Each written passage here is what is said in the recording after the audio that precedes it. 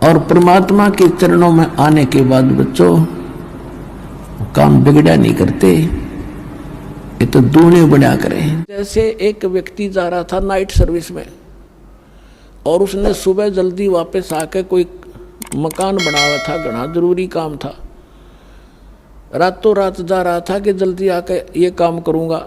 Night service में वो दुर्घटनाग्रस्त होगी, नाइट सर्विस वाली बस, वही मर गया। अब स्पीड तनो खींच रहा था, रात ने भी समय निकाल के सुबह आकर काम करूँगा, और परमानेंट गया, वो सारा काम धरा धरा रह गया।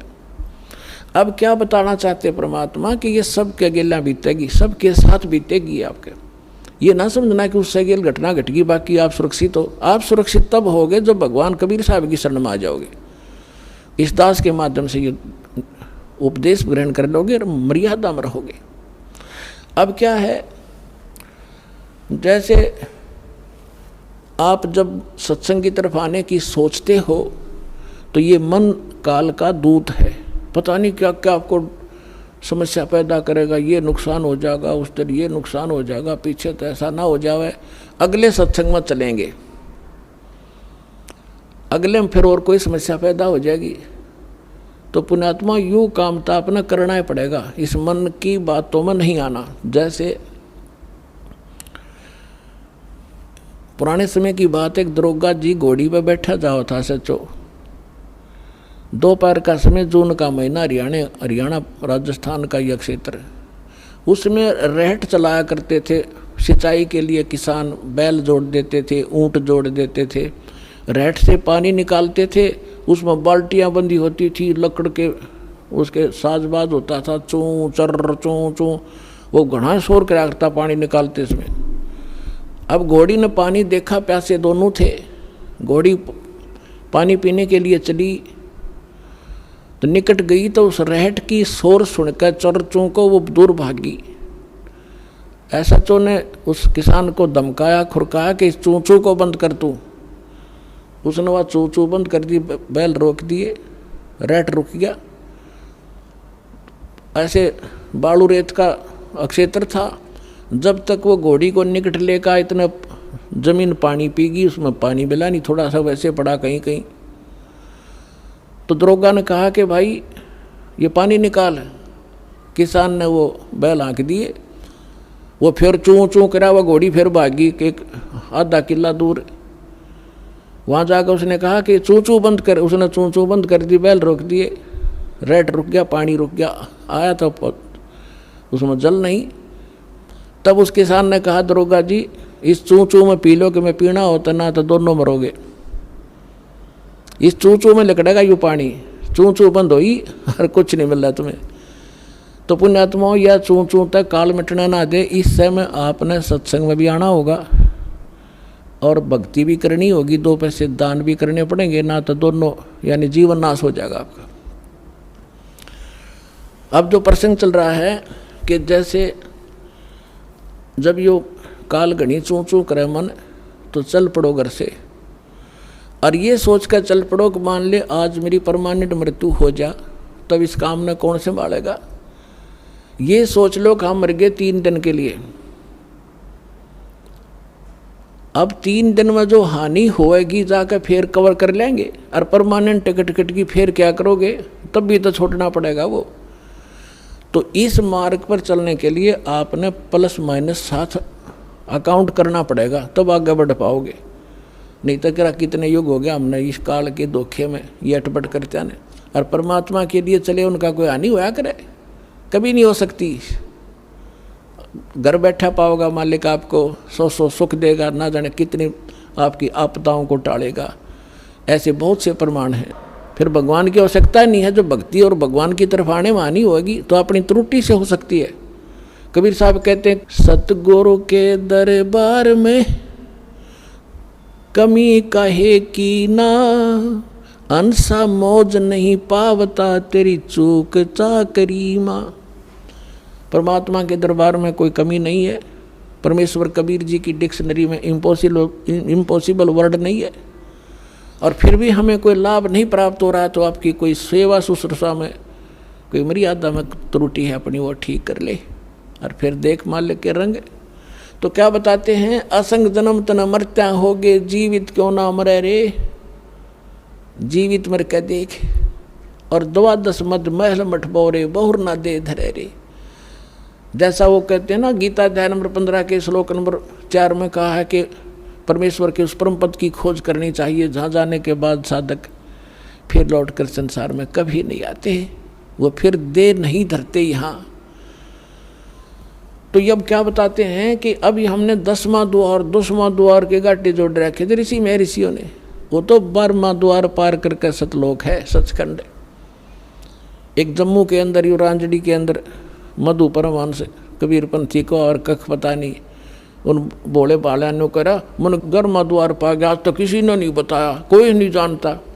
11वां तक काल का ही इसमें है, अक्षर पुरुष के रोग तक ही सीमित है परमात्मा के। 12वें द्वार में जाके परमात्मा प्राप्ति है, जहाँ जाने के बाद फिर लौट कर संसार में नहीं आते। फिर याद दिलाते हैं कि दोजक भिस्त सभीत देखे राजपाट के रसिया। ये साधना करके, जैसे आपको महावीर जैन जी का इतिहास दिखाया कि ऑथेंटिक रिकॉर्ड है वो, और उन्हीं क्या लिखा हुआ है वो बिल्कुल सत्य है। परमात्मा भी यही बताते हैं और उनके साथ बीती हुई हिस्ट्री भी ऐसी बता रही है। तो क्या बताते हैं कि दोजक नरक बहिष्ठ स्वर्ग, इस काल के लोक के नरक और स्वर्ग तन करोड़ों बार देख लिए। राजपाट के रसिया, और 3 लोक से तरपत ना ही ये मन भोगी खसिया। इस मन की इतनी गंदी वृत्ति है, इसको 3 लोक का राज भी दे देना फिर भी नहीं सोचा एक आध और पा जा कि वहाँ और सेटिंग करूँ। गांव का सरपंच बन जाता है, उसकी नीयत नहीं हो रहा है चेयरमैन बनूं। जब बात बना ब्लॉक के अंदर, चेयरमैन बनते ही उसकी मन की टेंडेंसी परिवर्तित हो जाती है, लोग गणे चाण लागे क्या एमएलए बनूं। जब बात बने एमएलए बन जाता है तो उसने फिर भी संतोष ली, नहीं कहा मंत्री बने जी साहब है। जब बात ठीक बने, अब मंत्री बनने के बाद उसकी नीयत रहती है मुख्यमंत्री बनूं ना, तो फिर भी पराधीन हो गया मैं।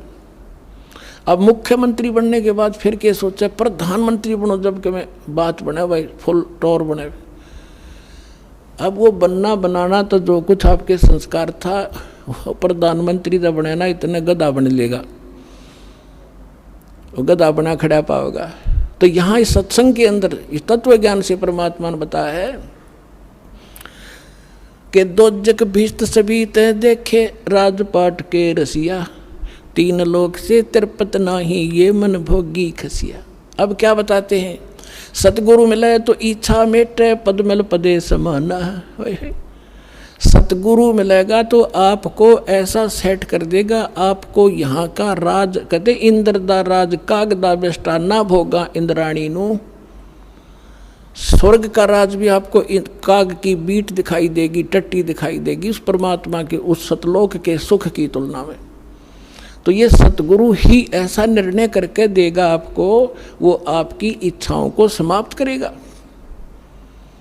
और केवल आपको फिर पर सतलोक प्राप्ति ही आपकी धुन शेष रह जाएगी। और तभी हम वहाँ जा सकेंगे जहाँ आशा ता बादशाह होई और मन कर्म वचन सुमरियो सोई। अब क्या बताते हैं कि सतगुरु मिले तो इच्छा मेटे और पद मिल पदे समाना।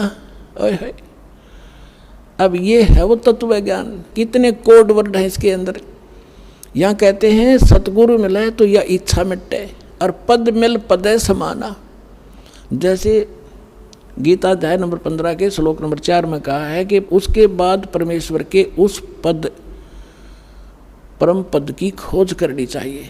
पद माने यहाँ पद मिल पदे समाना, कितना गहरे शब्द है। पद का 2 अर्थ है यहाँ पर। एक पद का अर्थ है पद्धति। पद्धति माने मेथड ऑफ वर्शिप, पूजा की जो विधि है एक्यूरेट, वो पद्धति सही मिले फिर उस पद में समाना। पदे समाना कौन सा, परमेश्वर के उस पद परम पद की खोज करनी चाहिए जहाँ जाने के बाद अब वो पद अमर पद प्राप्त हो, वो पदवी और एक पद पद्धति। तो यहाँ कहा है कि सतगुरु मिले तो इच्छा मेटे पद मिल पदे समाना, यानी सही way of worship, method of worship सही मिलेगा according to the spiritual literature. जब आपको शास्त्र अनुकूल सही साधना मिलेगी तब आप उस पद में समाओगे, कहाँ, जहाँ जाने के बाद फिर लौट कर नहीं आते। सतगुरु मिले तो इच्छा मेटे, पद मिल पदे समाना, चल हंसा उस लोक पठाऊं जो आदि अमर अस्थाना। गीता अध्याय नंबर 18 के श्लोक नंबर 62 में कहा कि अर्जुन, तू सर्वभाव से उस परमेश्वर की शरण में जा, उस परमेश्वर की कृपा से तू परम शांति को और शाश्वतम स्थानम, उस अमर स्थान को प्राप्त होगा। अब वही यहाँ पर ला रहे हैं परमात्मा की प्यारी आत्मा गरीबदास साहिब जी भगवान से, कबीर साहब से प्राप्त ज्ञान से। कहते सतगुरु मिले तो इच्छा मेटे, पद मिल पदे समाना, और चल हंसा उस लोक पठाऊं जो आदि अमर स्थाना, जो शाश्वत स्थान है। वहाँ क्या सुख होगा? यहाँ की 4 मुक्तियाँ हैं।